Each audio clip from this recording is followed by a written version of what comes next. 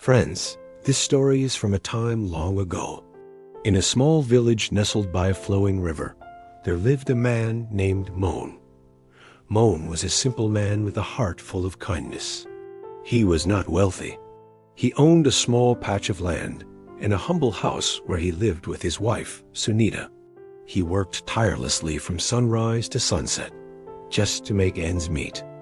Despite his own struggles, Moan's spirit was rich with generosity, and he was always the first to lend a helping hand to anyone in need. The villagers all knew and respected Moan for his unwavering honesty and his compassionate nature.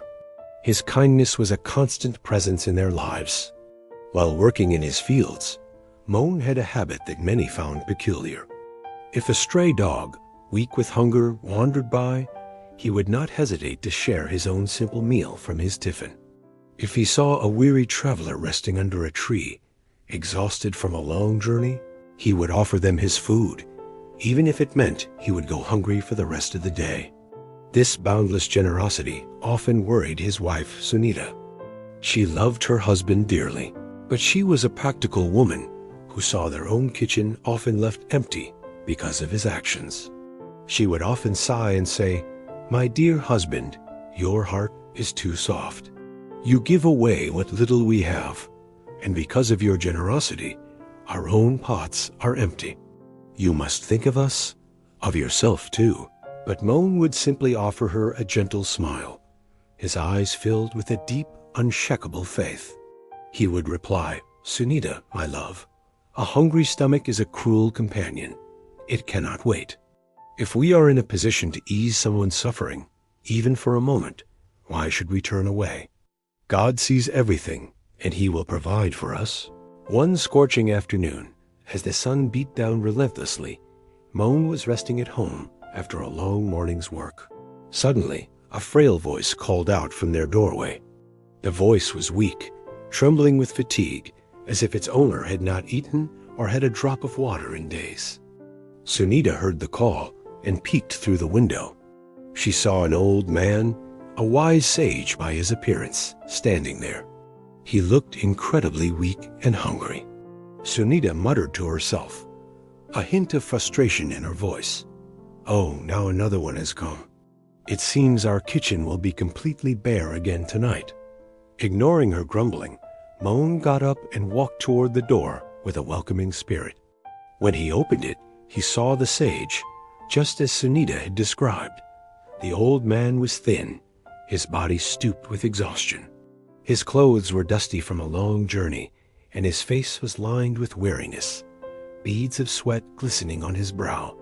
Without a moment's hesitation, Moan's heart went out to him. He immediately invited the sage inside with a warm gesture. "Baba, please come in," he said respectfully. "Come and rest in the shade of our home." Moan quickly brought him a cool glass of water and then turned to the kitchen, intending to offer whatever food they had. All that was left from their morning meal were 2 small rotis. It was the only food they had until the next day. As Moan prepared to offer the rotis to the guest, Sunita stepped in, her face etched with worry. "What are you doing?" she whispered urgently. "That is all we have left to eat for the entire day. If you give it away, what will we eat tonight?" Her voice was a mix of concern and exasperation, but Moan looked at her with gentle resolve. He replied softly, "Sunita, look at him. He is weaker than we are. A hungry stomach cannot wait for tomorrow. We can endure our hunger for one night, but he may not be able to. Trust in God. He will not let us starve."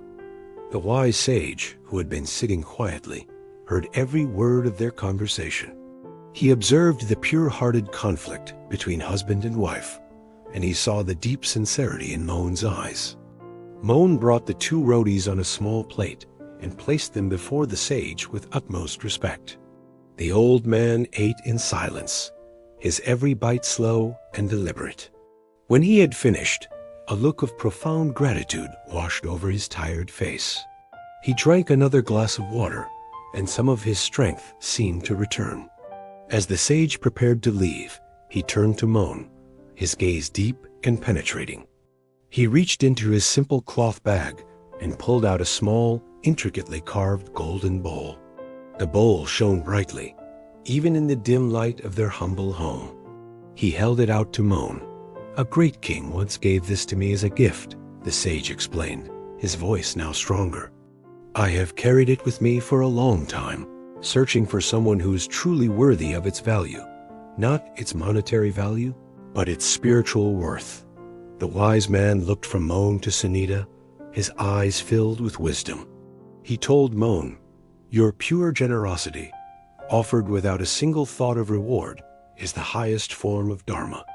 You gave from what little you had, with a heart full of compassion for a stranger.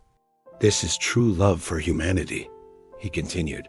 "Remember this, God always rewards good deeds.